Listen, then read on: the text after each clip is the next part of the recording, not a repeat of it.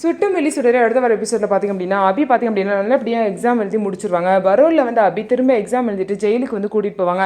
அப்போ போலீஸ் வண்டியில் கூட்டிகிட்டு போகும்போது பார்த்திங்க அப்படின்னா அந்த போலீஸ் வந்து யார் வந்து அதிகாரியாக இருக்காங்களோ அந்த லேடிஸ் பார்த்திங்க அப்படின்னா அவங்க கருணாவோட ஆளாக இருக்காங்க.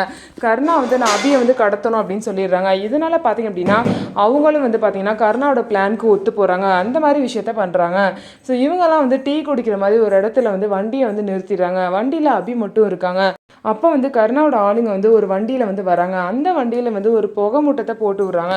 போட்டு விட்டு பார்த்திங்க அப்படின்னா அபியை வந்து கடத்திட்டு போயிட்டாங்க. கடத்திட்டு போய் இப்போ அபி வந்து கருணாவோட கஸ்டடியில் தான் இருக்காங்க. இந்த விஷயம் பார்த்திங்க அப்படின்னா பரவ ஆரம்பிக்குது. நியூஸில் என்ன சொல்லிடுறாங்க அப்படின்னா அபி வந்து ஜெயிலுக்கு போகிற வழியில் தப்பிச்சு போயிட்டாங்க அப்படின்னு சொல்லிட்டு தப்பாக வந்து ஒரு நியூஸ் வருது. ஆனால் அபியை உண்மையிலுமே வந்து கருணா தான் கடத்தி வச்சுருக்காங்க. இது மாதிரி அபியை வந்து காணோமா அப்படின்னு சொல்லிட்டு அபிக்கு சப்போர்ட் பண்ணுற அந்த வக்கீல் பார்த்திங்க அப்படின்னா அவங்க அண்ணன் சண்முகத்துக்கிட்ட சொல்கிறாங்க. இந்த விஷயம் நியூஸில் வர பரவுது. போலீஸ் வர வீட்டுக்கு வந்து விசாரிக்கிறாங்க. இதுக்கப்புறம் அபி எப்படி கருணா கிட்ட இருந்து தப்பிக்க போகிறாங்க அப்படின்னு சொல்லிட்டு வெயிட் பண்ணி பார்க்கலாம். நம்ம வீடியோ உங்களுக்கு பிடிச்சிருந்தா நம்ம வீடியோவை லைக் பண்ணிக்கோங்க. மறக்காமல் நம்மளோட சேனலை சப்ஸ்கிரைப் பண்ணிவிட்டு பாருங்கள்.